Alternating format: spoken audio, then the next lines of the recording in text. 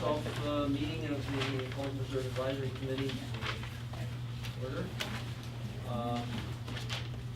Please do a mic check, make sure your little red button is up. So you may want to turn it towards you. There you go. Anybody who wants to, in the audience who is not a member or is not scheduled for a presentation, if you think you want to speak, there's a form at the back that you can submit. Okay. I'll take the roll call. We have here today Bob Geppert, Ron DePonte, John Grega, Phil Measy, Nancy Hall, and Joe Schofield. And I'd like to welcome Joe. Thank you. New member of the committee. Okay, we have a quorum. Only Nancy Olson could not make it today. I want to go to the approval of the February 8th minutes.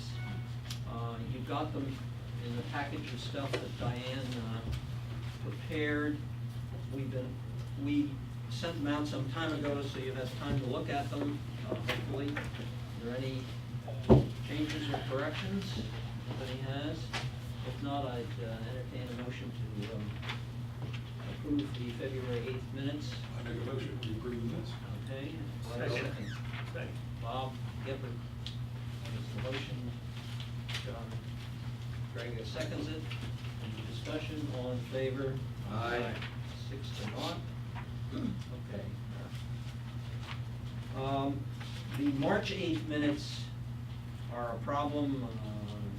Apparently the voice, the recording didn't work right, and the people who were supposed to write up the minutes couldn't do it, and so we're still working on that problem. So we really don't have a set of March 8th minutes yet. Have to deal with those when they arrive. We have a couple of presentations to be done today, and I'd like to get those out of the way so we don't trap a whole lot of people here. So we're going to start out with the GIS Ponds web portal presentation. Bob, do you want to give us a little We've got a couple of gentlemen here from context? GIS and Pascal, and I want to tilt this a little bit so everybody can see. Well, we've got it on ours. It's going to be on our screen. Well, excuse me. We are so high tech. What kind did they put that there for? Now I have to worry what's in front of me. Okay, for PPAC's edification, you've been supporting our initiative of the Ponds Work Group to develop a web portal for all of our residents. And the intent at the time that we started, we weren't really sure where we were going to go, but it was to put down all the activities and everything we've done in an easily accessible format for the residents to view at any time they want. This is not the total by any stretch, but it is our beginning. So who's going to do it? Philip. Philip's going to run the numbers. Okay. This is what you see in front of you right now is kind of the overview of what our community looks like. And we have a number of layers that are in place. So Philip, pick a layer and open it up and we'll show them what we can do. And although this is a macro, you can get down to the micros. Yep. Thank you, Bob. I see some familiar faces, but for those who don't know me, my name is Philip. I'm the GIS manager at Passarella, and that's my colleague over here, Dave. And I'm just going to give you guys a rundown of this cloud-based web system that we put together here for the Ponds Committee. Really user-friendly. What you see here is not a PowerPoint presentation. This is what it will look like if you pull it up on your browser, on your computer.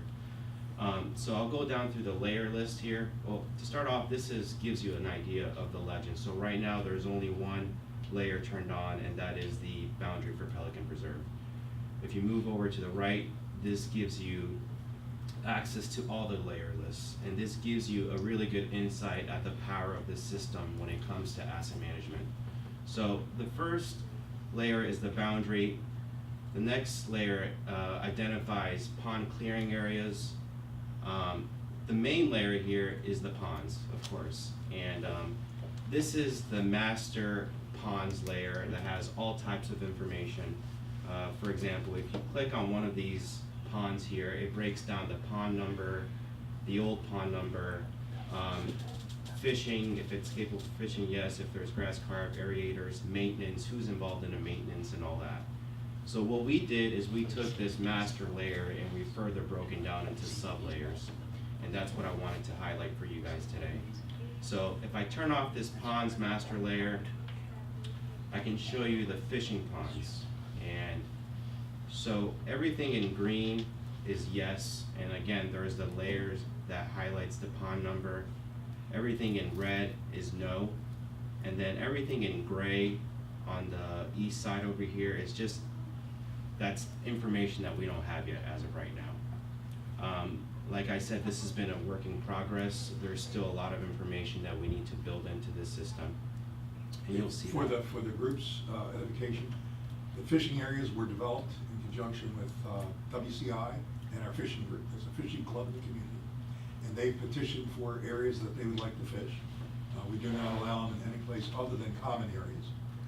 And we take their proposals, and we currently have a new list of proposals, and we take them to Terry, and if she buys into them, and there's been no reason not to get approval, the financial relationship we've had with them is we buy the signs, and then her people do the installations, and then we promulgate this through the community.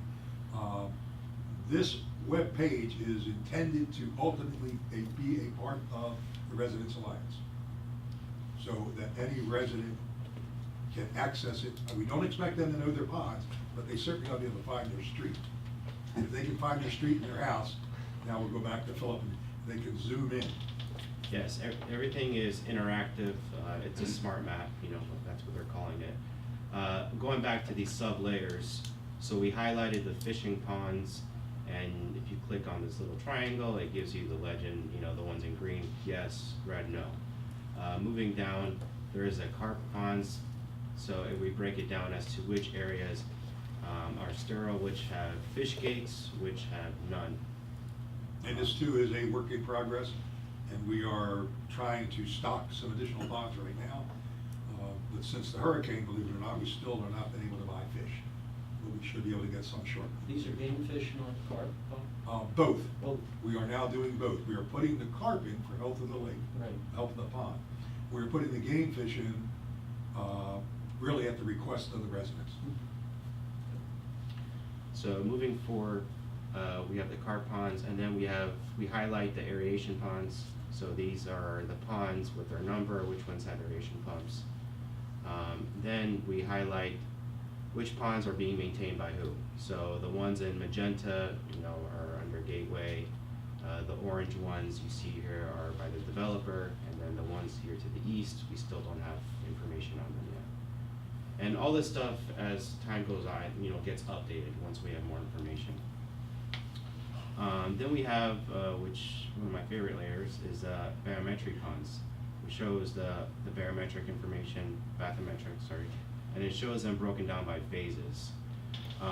So if you click on any pond over here, we included a hyperlink to the information. So this pond here shows a lake number, and you can click on the individual information. 22 is a bad one to do anyone but that. Only because that's the irrigation, that's called for irrigation. We haven't done any work on that. So let me click on 26 here. There we go. 26, we have the individual barometric information on there. So we attached a hyperlink to that individual pond. And then on top of that, we included the full set for all the ponds in Pelican Preserve, which you can easily access. And we are about 3/4 of the way finished with this project. We're currently doing the homes out, the ponds on Cypress Grove. They are our latest to work on. And when we say the bathymetry, that also implies that we have core samples. And that'll become important with some other things we're doing with, what do we call them, microbes, because we're going to have a pond that's going to be maintained by microbes. Keep going. Moving forward, we have the catch basins, pipes, drainage structures. One second here. Yeah. So we have a little demo here for you. Again, this is just, there is still a ton more information that we need to fill in, but Now, this gives you guys. This is a typical installation of the downspout initiative. You've heard us talk about it. We got the level of detail to tell you where the bubble up boxes are and the homes that are a part of it, and this will be applied to every community that we have. So what you see here is, let me just turn on these. So you click on it, shows you that this is a 12-inch catch basin. You know, we have all these 4-inch double wall advantage drainage system pipes going through there. And this is just a small preview of what we're gonna be doing for the whole community. Who's gathering all this information? Well, when we put out the bids, Uh-huh. inherent in the acceptance of the bid, they have to give us these drawings, the engineering drawings. And Tetra Tech's been involved with us early on. Now it's kind of a pro forma. So those drawings then become part of the record. Since we have them, we put it in here. So if you want to know whether your home's been included, it's right there. The other part of that, Phil, is for the HOAs, they can estimate what it's going to cost them to clean them per year. Because we've got that agreement with each HOA that they'll be maintaining these things. And it's not a continuing CDD cost. We then move forward to the drainage information. Again, this is just a small preview of what's going to be shown for the whole community. But again, this shows you the level of detail. The blue layers here are 12-inch advanced drainage system pipes, and then we move on to the 15-inch concrete pipes. And then the orange highlights the 24-inch RCP pipes. And you can click on this. It points it out, you know, the magenta lines or the 15-inch drainage easements. All these structures here are different. So for example, this one here is a junction box and it has the ID number attached to it. This one up here, I believe, is a little different. It's a valley inlet. So this shows you the level of detail in just this small area. And again, we're gonna expand on this. There's so many different consultants and organizations involved in all these things, so we're trying to gather all this information into one source. While this screen is in front of us, we differentiate in the ponds committee between mitered end sections or head walls within ponds, and we have both. Now we only have head walls, thank God. We got away from the mitered end because they got breaking.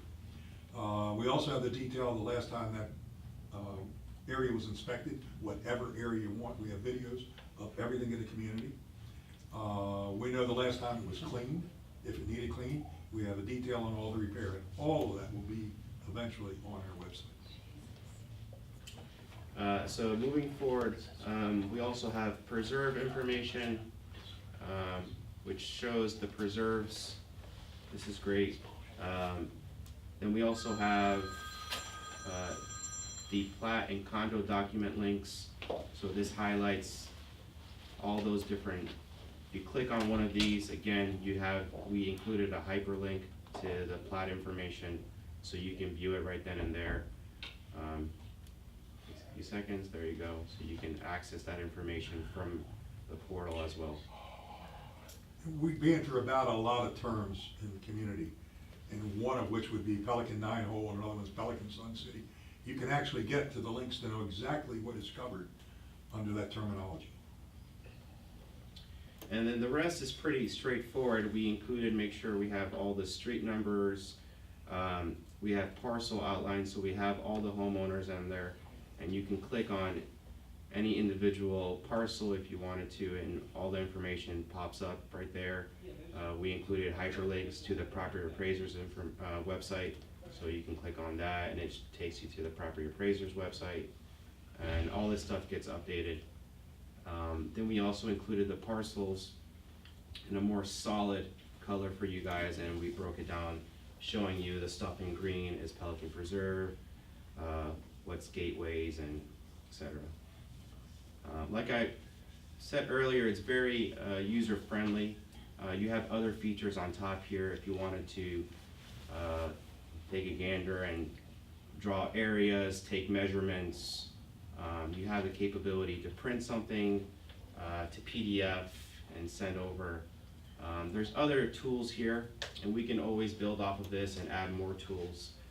So if you wanted to search for a specific pond, you could do that as well instead of trying to figure out which pond is you know, 28, for example. So let me go back to the ponds. Ponds, all information, and we turn off the parcels, and it shows you that this is pond number 28 over here. So that's just a couple tools there for you. That, again, this is what we have at the moment. We're gonna be moving forward this month, and doing more work to this.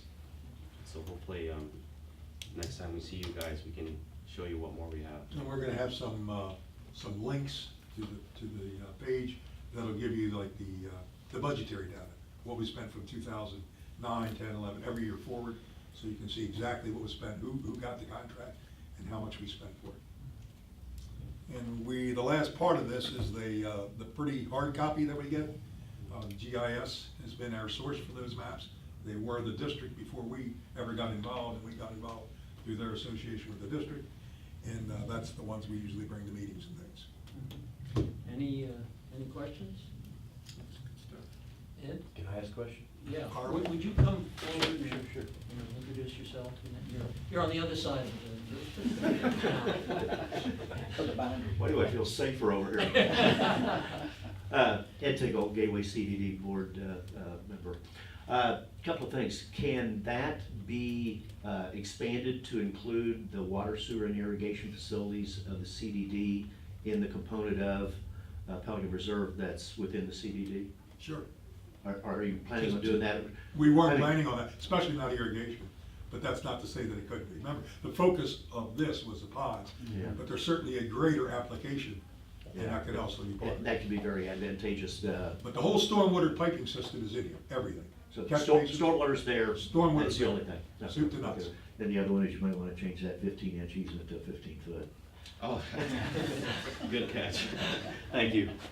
Any other questions? If not, Phil, thank you very much. Thank you guys very much. Appreciate it. Just for information, Sure. the board approved our next appropriation to GIS. We got approved the last board meeting, it was 12,000. We're still using the first appropriation, we haven't gone through that first 12. But we know we have enough stuff coming forward that we want to keep this thing alive. It's finally reached the level of maturity that we're willing to share. This identical presentation will go before the greater board on their next meeting next week, so that they can again see what we're doing and where we are. Can we get one? Got the money? So you didn't give a presentation at this last board meeting? You didn't do Not that? on this. Not on this? We waited until, I wanted to really bring it here first. Yes. And then take it to them. Was But we this- did do it to the community. Was Yes, this I what know. was done to the? Well, apparently it wasn't done quite this way because I didn't prepare my team to do the right introductions. But we'll do it again at a future residents meeting that'll be a little bit better, a little clearer. Okay, if nothing further on that. The residents that went into this incident, we got some very good feedback. Uh-huh. Some people actually took it and did follow through the links. Oh, really? And I got some good feedback from that. That's good, that's good. Okay, now we're on to assessment methodology. Thank you, guys. Thank you. Thank you, Bob. Thanks, guys. Chris, do you want to introduce this, or? Almost out of way. Today we have Russ Wire, and he's started working on assessment methodology for the CDD, and we wanted to bring Pelican into the whole process, and we'll be working on that probably for the next 6 to 8 months, and involves how the assessments are levied, and we're looking in particular at a lot of the pond resources and management and maintenance. And with that, I'll introduce Russ. If you give Can me- I have one question before we get on? Sure. Is the end objective to this program to be revenue neutral to what we have today? I would say no. Okay. And, you know, in the big picture, the way some of the assessments are and the way it was developed is 25 years old. So the way the commercial properties were assessed, the residential and different residentials, it was all kind of piled together. I will say the intent of the study is to be fair and equitable and transparent. And that's why we're bringing you in as a Pelican Preserve community on the front end to assure we have all of your feedback and you're participating in the process all along. But when we get to the end, we have a dollar amount we spend today. Right. When we get to the end of this, we expect that dollar amount to still be the same. With one exception, budgets change. But it'd be, unless we change the budget, but of course, let's say we have X dollars today, we're gonna have X dollars when we're done. But we're looking for a more equitable way that. And I misunderstood your question when you said revenue neutral, but again, it's all budget driven, so if the budgets wouldn't change, you know, it may push a little part of that burden heavier onto commercial than residential. I'm all for that. So I just don't want to stick it into the Pelican residents when we're done, that's it. No, a residential property is a residential property, no matter it being in Pelican or the CDD. Well, part of this thing, we don't pay for the Sherman Fields, we don't pay for the pool. He's gonna go over None that. of that should change. I'll go over it. Okay. Thank you. Chris, one other question. You mentioned that this is a 6 to 8 month process. Can I assume then that it won't impact the 2019 budget, that it will probably be 2020? No. I would say that's fair because we really don't have time to get this product put together and give it the public vetting that it needs, especially as significant of an effort it is. So, no. Okay. We originally were gonna try to do that, but it just can't be done in that time frame. Too steep a hill. It's a, okay. You ready to- Okay, give me one moment, because I brought this over to be on the screen and it's not transferring.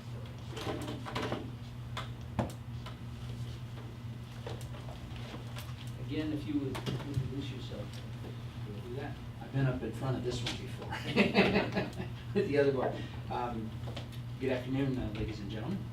I'm Russ Wire. I'm with a company called Real Estate Econometrics, and you're looking at that company. It's me.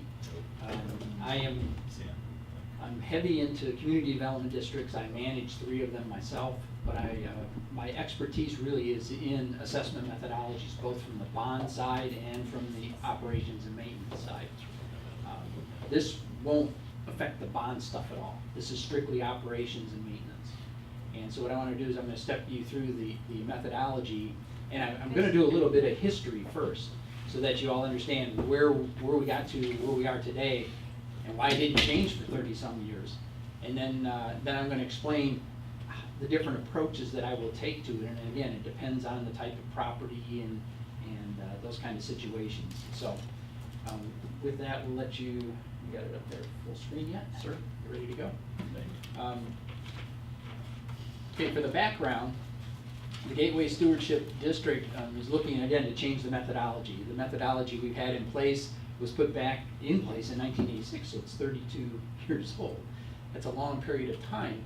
When they set up the methodology originally, there weren't really any homes here. I was here for the groundbreaking in 1986. I used to work for Westinghouse 1984 to 97. So I have a little certificate that says I was a groundbreaker here. But anyway, at that time there were no homes. So the basis of the methodology that was put together at that time was all in water management. Well, if you really look at the way assessments and the statutes of the state of Florida try and determine assessments, it's based on the benefit. And if you have, the bottom line is if you have a roadway, you don't base it on a water management calculation assessment. There are different ways of calculating, which I'll step through. Again, the case determined that there was an equivalent assessment unit, as they call it here, was the most effective measure. And again, that was based on primarily the water management. I'm going to switch the next screen, please. At the time, again, I'm kind of repeating myself, but the budget was towards water management at that time because that's really what they were putting in place, because there were no homes here, no roads. It was all based on water management. And so it was very hard to determine what the benefits were going to be as they got on down the road. When they set this in place, it was supposed to be reviewed. Ed, if you would make sure that I'm right, it was like every 5 years it was supposed to be. Within 5 years. Within the 5 years it was supposed to be redone. Well, it wasn't. And it wasn't 5 years after that or 5 years after that. It's still in place. So last year when I came aboard and helped with the lake bank situation and did the methodology there, that's when we kind of came to the realization that this is right. So we worked with the board. When you say it was based on the lakes or the pond? It was on the water management, correct. Water management. Correct. Do you mean that each pond, in In other words, the size of the pond. It had nothing to do with that. It was all based on, this was a residential parcel, this was a commercial parcel, and I don't recall, did I have that in my methodology? Second one, second Gotta go slide. back. It's We one missed- off Back up, coefficient. Just a slide. Do slide Go two. back. No, the other way. Keep going. Keep going up. Keep going up. Slide 3. Now, go, there it is, right there. Slide There three. it is. There you go. There you go. There's how it was calculated. They took on impervious acres for the commercial, and then they showed how many acres were there, then they took the residential and how much was impervious acres of that. And understanding what pervious and impervious is, correct? You understand that means letting the water flow through into the ground or not letting it. Pervious lets it flow through, impervious is your house, is your driveway, is a parking lot. Those kind of, that's the calculation they did. And then they did the ratio of the office and the residential. And so it came out to 5.79. So every equivalent unit that you had for of residential, the commercial was 5.79 times that on a per acre basis. So that didn't take into account that maybe one of the commercial parcels really had an impervious surface of 2.5 or 7. It didn't take that into account. This was just strictly based off of acreage. And again, this was done 32 years ago. Nothing had changed. Well, if you want to go down to the next slide then. Again, it was, at that time, it was the most reasonable methodology to begin with. But as time, it was supposed to change and move through the situation, but it didn't. So as additional budget line items were added to the district and the district had grown, the additional budget items require a little bit more detail and to determine the true benefit that a parcel of land is receiving from that operations and maintenance line item. So, and again, to adhere to the two-prong lineability test for valid assessments, that is it fair and equitable, and are you receiving benefit? Those are the two tests that we will run through when we do this methodology. So let's review these first two tests, if you mind. The next slide for me, please. Special and peculiar benefit to the property, and is it fairly and reasonably apportioned? And go on down to the next one for me, please. The special and peculiar benefit, and I'm kind of reading from the slide, if you will, the O&M of the district system facility services accrue in differing amounts and are dependent on the type of land use receiving that special benefit. Hence, a commercial parcel receives a particular amount of benefit based on the way it is determined. A residential unit, a single-family unit would get a special type of benefit. A multifamily is different than a single family based on the type of benefit it's going to receive from these operations and maintenance. So that is going to be ultimately my task, is to go through the 6,000 and some parcels we have here to take a look at it. Primarily it will be on a neighborhood basis and looking at it, for instance, on water management, we'll be looking at impervious versus pervious surfaces, and how much are they affecting the water management system. When you look at traffic and roadways, there's other ways of determining that, which I'll get to in a minute. Now, do you do this process for each line item in the budget, or for the totality of the operations and maintenance? Well, basically what will happen, when I get to it, I already have the district working on this. We will group it into two or three? It's Four three. categories. It's four, that's right. Four categories. We go into 4 categories. Water management will be one, roadways, maintenance will be another, Parks and Rec, and then general administrative. And so we will get those into 4 different categories, and each of those categories will be measured. They'll be measured differently, which I will get into and you'll see. But that way it shows the true benefit, that first we determine, are you getting any benefit from it? So for instance, where you were talking about earlier about, was it the parks or he was talking about that? The recreational stuff, right. So since you don't receive any benefit from that, consequently, none of that dollars that you would be assessed for. So that'll be the first determination. Truly, what are you getting the benefit of? And then, at that point, if you're not getting any benefit of it, for instance, you're out of it, and the rest of them are in it. So they will be apportioned and allocated the rest of that budget based on my mathematical calculations as we go forward. Next one, please. The fair and reasonable portion is, and this is all the legal jargon, if you will, if you bear with me for a minute. It has to be fairly and reasonably apportioned because the benefits to the property derived from the operation and maintenance of the district facilities and the comment, I've changed that word since then, responsibility of the payment of the result have been allocated each property according to the reasonable estimates of the special and peculiar benefits that you receive based on each land use category. So, next one, please.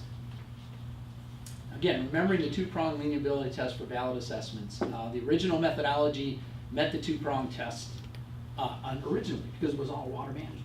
And nothing else, parks here, there was really no administration at that point. There was no roadways. So it was all based on water management. Now it's fair and reasonable, the way they did it. As you were adding parcels, they really needed to divide that even more because some parcels were receiving more of a benefit than others. And again, that's determined on, as I will get into, I'll show you some of the mathematical calculations that we will go through.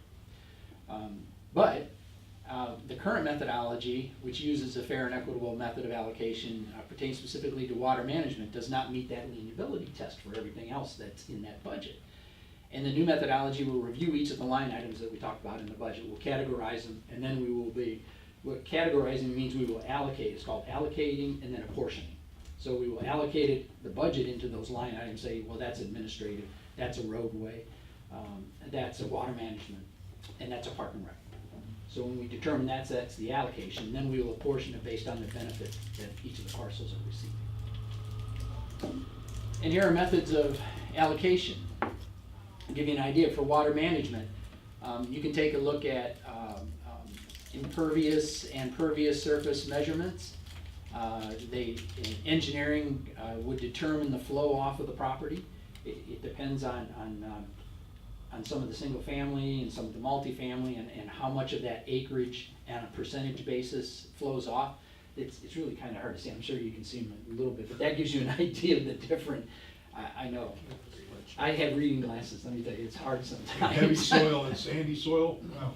Yeah, we won't get into that kind of a detail. It's really going to be more based on how much water percolates through your property and how much do you comes off of your impervious surfaces.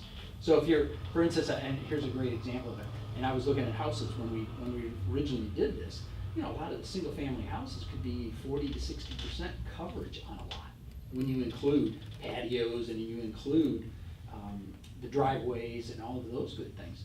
So consequently, it's throwing 60%, you know, 40% is going into the percolation, but 60% it's throwing off.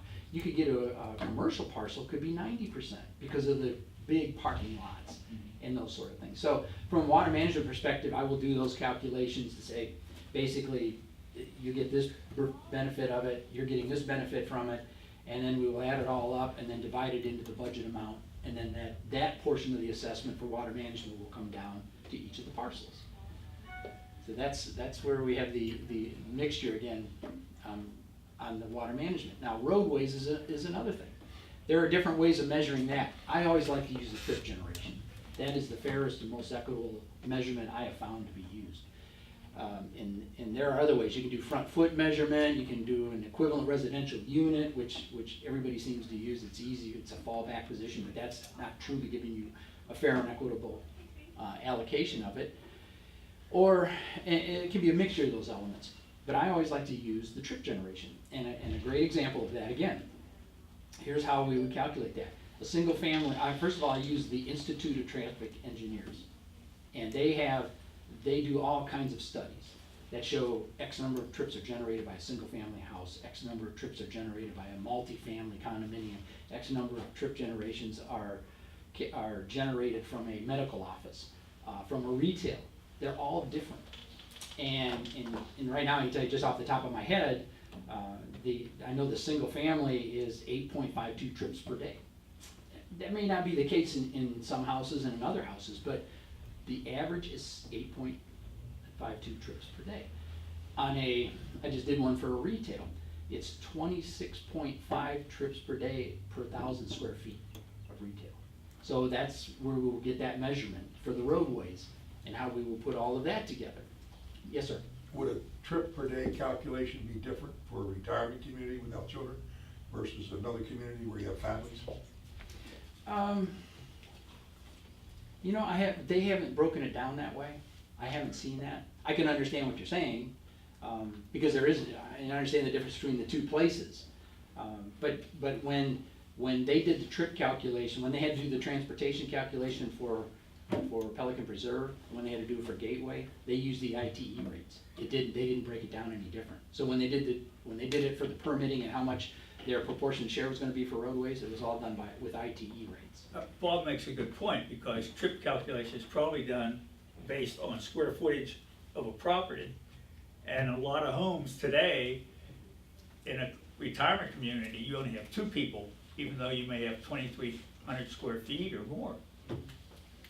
And that is not the case in a community that has a family of 4 living in that same square footage. With teenagers, and, school. Which where they may have 3 or 4 cars versus It's 2. just a question. Yeah. I will research that, and I understand what you're saying, and how that will work. Now there may be a little bit different here, depending on how the budget is broken down. So for instance, if they say the roadways, you have is that correct? You have their portion of the budget, that you get the roadway budget, and that's your portion of it, correct? CED roads and then So if Joey you- roads. Our roads are separate. So if you have them separate, your trip generation, whether I use 8.52 or 6.2 or whatever it is, the only difference would be there is between if you have a multifamily unit and a single-family unit. Because I'm not gonna be comparing you guys to here, because your budgets are separate. Does that make sense? Let me ask another question. Doesn't make sense. I'm Well- sorry, Nancy. Well, wait a minute. Let me, yeah, no, well, I'm still on the same wavelength, because I know you're saying it doesn't make Okay, sense.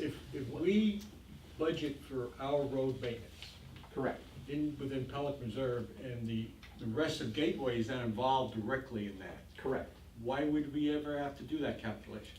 Well, because, What is it that we're apportioning to Pelican Preserve, other than the total? well, you'll get the total to Pelican Preserve, and then how do you assess each of the units? It was We based don't- on that old. We don't individually go unit by unit and say, you pay $150 for maintenance and you pay $175. It's because it's blended now on the runoff coefficient basis, that's. the- I don't understand anything you just said. That is, but what he's saying, it was based off that original calculation. And you're receiving a benefit of that roadway based on a water management calculation and not a roadway calculation. Pure apples and oranges. Yeah. Well, that's what I'm saying. I still understand why he's even doing a roadway calculations for us. Do you I'm not have- sure, I don't understand that. Do you have multifamily units? Yes. Yes. There's a that's difference, why. a trip generation from a multifamily to a single family. So your What's- single family. What's the bottom line? Say, my example, one house generates, multifamily house generates more trips per acre than a single-family house. Well, What do we do with that information? Here's how that would work.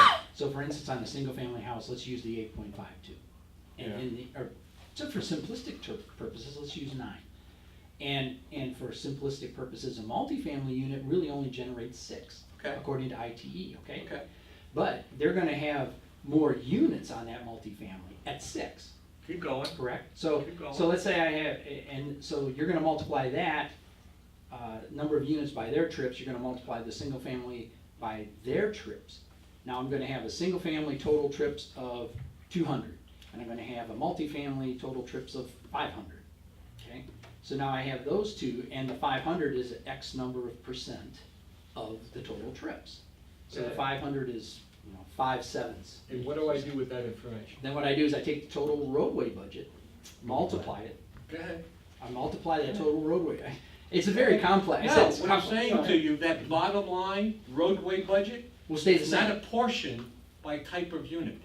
I understand that, because it was based off the old way of doing it. No, I'm just saying, it's the way it is. It's Period. like- It's got nothing to do with apportionment, is what I'm getting across, or trying to get across. I understand that. Now, maybe the rest of Gateway's different. No, it's the same. The Well, then issue, why are we doing that? okay. For roadways. What do we do with the information? I brought this up about 10 years ago and didn't get very far, but I think people are seeing it now. The issue is fair and equitable. Roads, Parks and Recreation, administrative don't have anything to do with the runoff coefficient. Nothing, absolutely nothing. When Gateway was established, as Russ said, The first bond was $15.5 million, and what was the bond for? Drainage, stormwater, ponds. So it was very appropriate to have a stormwater runoff coefficient methodology for assessing. They even say it right in the development order, within 5 years, and as he showed on that deal a while ago, that was for 1,000-acre hypothetical analysis of what Gateway was going to be. It wasn't even real. It was a guesstimate of what Gateway was going to be. That's why they said within 5 years, research this thing and make sure we made it right. 200 acres of commercial, 800 acres of residential was what this whole thing was designed on. We're at almost 6,000 acres with parks and common area and all that now. So bottom line is it's just not fair and equitable. Where it comes to play into you guys is that you will have your own budget for roads. And what Russ didn't say is that roads, the category roads, will be inclusive of monuments, street signs, street lights, and landscaping. So all of that gets blended. Get you out of that deal of how do I handle landscaping? Well, the landscaping for almost everything in your community and our community is associated with the road right away. Very little, except here, where we have parks and recreation, is the only other place we have landscaping. So you take that total cost, as what Russ was saying earlier, I use an easier example, I can multiply easier in my head. If you have 200 single-family homes, and you have 200 apartment units, or condo units, you multiply that 200 times the 5, you get 1,000, you multiply the 200 times the 9, you get 1,800, you add the two together, and that is what you divide into the road component. And that's your assessment on an annual basis for just the roads. So what you're Just the roads. proposing is that we're gonna change the way we tax our residents. Yes, sir. It's gonna be by type of dwelling as opposed to, in our case, we have one budget. Two and things. It's divided evenly among every resident. Bingo. You're saying we're gonna change that. Bingo. That, you hit the Or nail you're on the gonna head. change it, I should say. Not exactly. Not exactly. Well, that's what I'm hearing. Multifamily, Well, no, but even now, Even what you said. it's even not. what you said is not true. Not Gateway was done, this is where you'll see the fallacy real quick. Gateway was established on the basis that a multifamily and a single family were 1 equals 1. And as you know, you get into go down here to Royal Greens or over to yours where you're at, what is it, Casella? Not Casella, which is the. Yeah, Casella's. Casella. 4 bangers. Where you take all of those, while they have a lot of density and impervious surface, you have a lot of people that are in that area. So when you divide one into the other, you get a reduced, typically you get a reduced runoff coefficient from a multifamily versus a single family home. Then in a single family home, you get different. So you've got one that's got a 50 foot frontage, a 70-foot frontage, a 100-foot frontage, or 16,000 square feet versus, I mean, you could go on and And on. the same methodology What- applies. Plaza. The same thing applies. And the point is that I think Nancy's trying to make, is even today, we differentiate between small homes and large homes. And it isn't based on whether they're multifamily or not multifamily. Not in Gateway. Well, I know you don't in He's talking Gateway, about but we do in Pelican Preserve. Wait, no, wait a minute, The not assess- for the Gateway assessment. Not for the Gateway assessment. Well, for the total. Your own internal assessment, or the city of Fort Myer No, component. for our budget. For our budget. Under the Gateway, I see what you're saying. But when we put on the tax rolls. Yes. We put on the tax rolls, the same calculation of 1 equals 1, multifamily versus single family in Gateway is what we use here. But we if you don't. look- if you don't. look at We the do last- not. If you look at the last page of the Gateway budget and how it breaks out the Pelican, you'll see that it's broken out by square footage.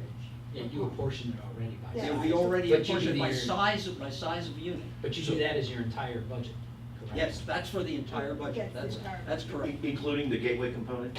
Yes. Oh, yes, Yes. yes, everything that you assess to us, plus Well, the then, stuff we spend directly. You might not see as big as a change as we're going to see over here then. Well, You may not be, But- you might not see that big of I a mean, change. first thing, what we need to do is review, Yes. we what need to they've got. review what you're doing. Yes. And it may be fine. Yeah. You know, but I'm gonna do that leanability test. Yeah. You know, that's the part that I'm gonna take a look at. Because you kind of implied that it was a one-for-one, that's the way, and that was the way it was done all the way through, but it was not for That's- Pelican Reserve. That's the way I understand it since day one at Gateway, Yeah. that everybody is paying the same assessment. Not true in Pelican. Okay, Interesting. let me ask one more. I can't understand why they would have done that. I don't either. Who knows? Anyway, yes, Go ma'am. ahead. The other thing is, and for instance, in Pelican, when you're doing the road usage and so forth, Mhm. it's, not only is it retirement, but it's probably, I'd say right now, still at least 50% snow. So you've got half the year Where they're not impacted. where they're not impacted. Right. A number of one-car residents too. Right, totally different than Gateway. Well, we have a lot of snowbirds. Like in Gateway Greens where I'm at, 1,300 homes, 50% of them are snowbirds. I wouldn't even want to bring that issue up in a public meeting. You're gonna get burned or shot one way or the other. But we'll let you bring it up. Because the facilities have to be built for everybody, whether you're here 6 months a year. Good example is Comcast. You have Comcast and you pay 12 months of the year, whether you're here 3, 5, 9, or 12 months. Not, well, true, you can go on seasonal with Comcast. Not over here, you Well- can't. Not on the base fee. Not on the base fee. Not on the base fee. Yeah, not on the base fee. No, no. And we have to pay it. Yeah. $43 a month we pay whether you're here or not. You did- But we're trying to get through a methodology. Yeah, Yeah, no. Go ahead, Russ. But This is I interesting. understand. but Let's move, yeah. We will have, there will be little nuances Absolutely. among, you'll have Okay. nuances, they're gonna have nuances over here too. Yeah. Understand, that's my job. Yeah. This is Okay. the thing I'm gonna have to go through and Okay. calculate. I just wanna give you an idea at 30,000 feet, what I'm looking at. Okay. Yeah, you guys won't have Park and Rec. Yeah. Your town center is nothing to do with this whatsoever. Right. So, and I will take those things into account, like you talked about. You apportion by square footage, and that's important. Yeah. Because one of the things that you have to understand, and we do the same thing when we do bonds. When we do bonds, for instance, or you do an O&M methodology, the same concept, same thing. If it's the same for everybody, then it's a tax, it's not an assessment. And we want to make sure that, because there is a differentiation in benefit, and that's the difference between an assessment and a tax. The assessment actually looks at the benefit ratio, where a tax is, it's everybody, you see. So that's part of the reason why you do it on an O&M, and that's why you do it on a bond. So, now, let me get back to where I was. That I gave you the two main ones, which was the roadways and the flow, which would be the water management side. If you go to my next one, please. Who's? No, he's right. And in this one, I had administrative, landscaping, parks and rec, and public safety, which is another item in there. The landscaping actually will be as a part of the parks and rec, not on the roadways. And we will get those differentiated in the budget. We go to the people who do the maintenance and say, well, how much is the budget on the roadways and how much is actually in the parks and rec? So we do understand the differences. That's how we will calculate this. And in this case, is the equivalent residential unit, and they're not all the same for residential and a different one for commercial.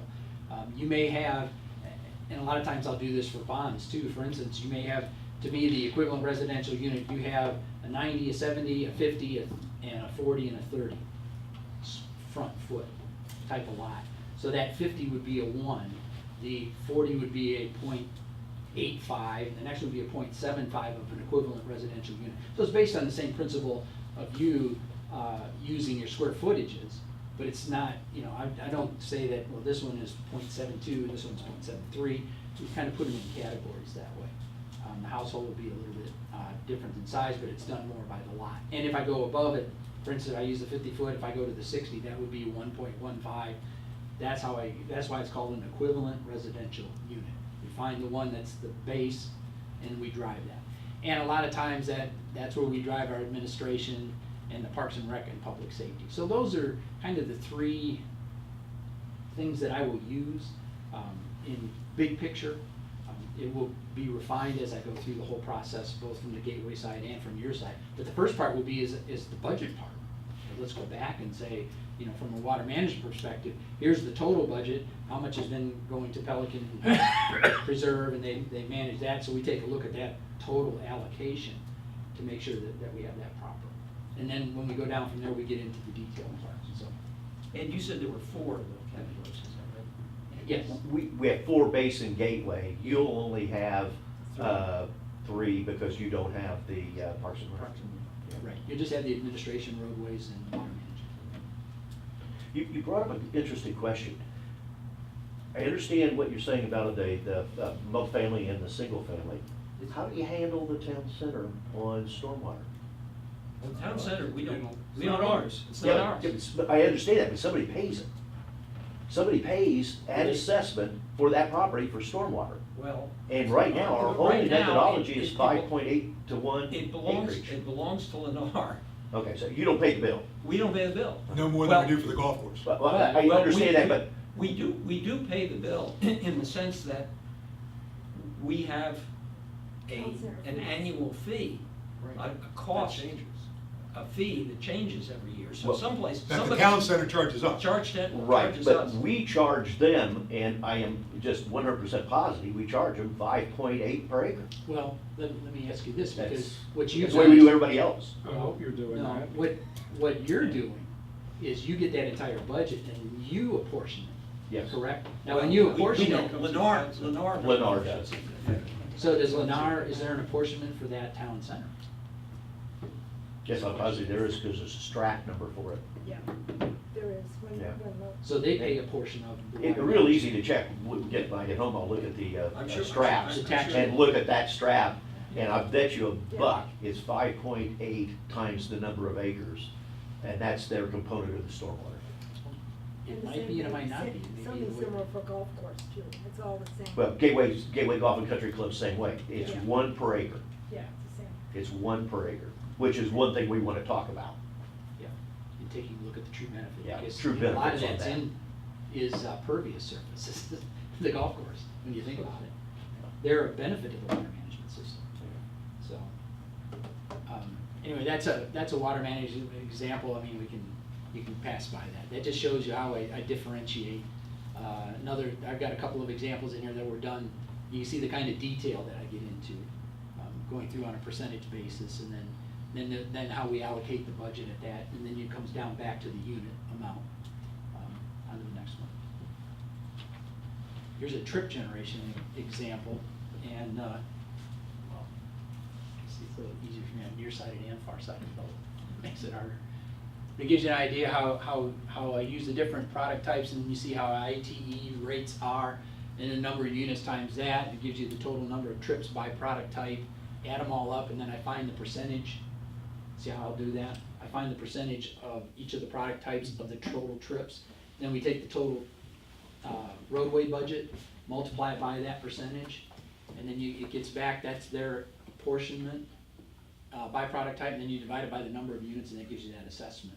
Ultimately, what you will do is for instance, a single family will have a water management assessment of X, a road trip of Y, and an ERU administration of Z, and